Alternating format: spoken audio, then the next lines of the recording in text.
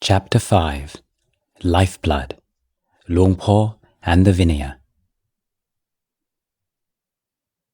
Not despising, not harming, restraint according to the code of monastic discipline, moderation in food, dwelling in solitude, devotion to meditation. This is the teaching of the Buddhas.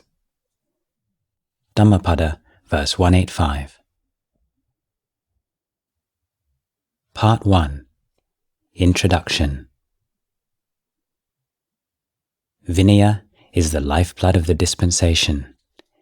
These are words found in the Buddhist commentaries. But whereas Dhamma, in Sanskrit Dharma, is a word familiar to Buddhists of all traditions, Vinaya is much less so. That this should be the case is worthy of remark, given the central importance attached to the Vinaya by the Buddha himself, as clearly demonstrated by his frequent references to the body of his teachings by the compound term Dhamma-Vinaya. At the end of his life, refusing requests to appoint a successor, the Buddha instructed his disciples, "After my passing, the Dhamma-Vinaya which I have taught and explained to you shall be your teacher." Digha Nikaya, Sutta 16. So what exactly does Vinaya refer to? In essence, Vinaya refers to the Buddha's teachings aimed at creating the optimum external conditions for the study, practice, realization, and propagation of Dhamma.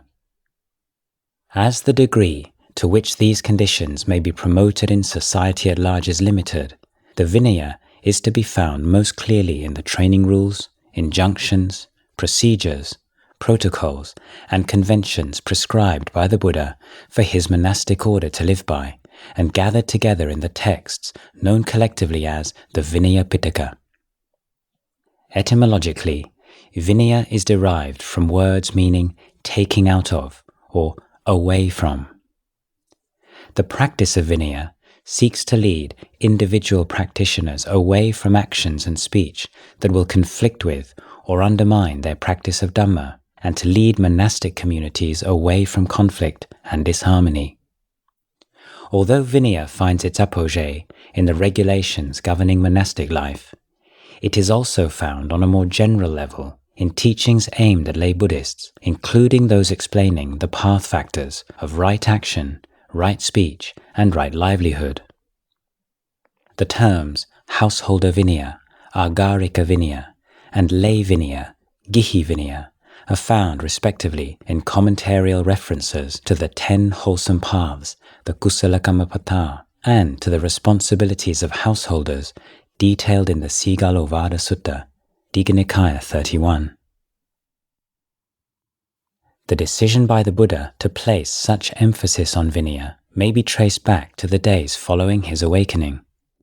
It is said that on reviewing the path to enlightenment, the newly awakened Buddha considered it to be so demanding that he was unsure as to whether anyone else in the world could follow it to its conclusion.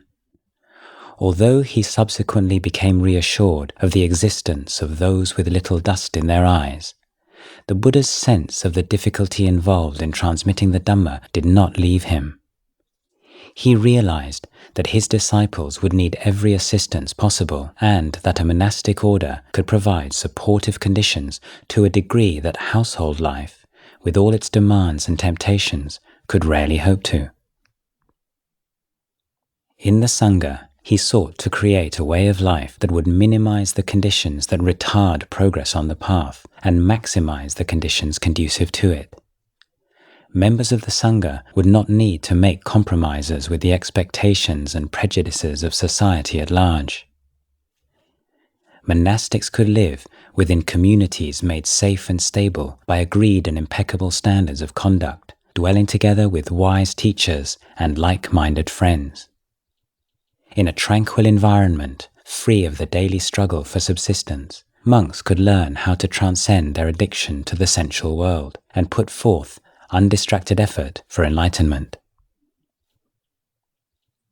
Vinaya was the practical means by which these goals were to be achieved.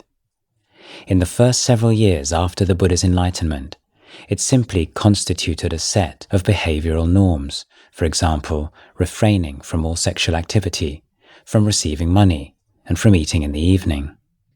The commentarial text reports that the monks were all of considerable spiritual maturity and were sufficiently motivated to uphold this informal code by their devotion to the Buddha and by their own sense of right and wrong.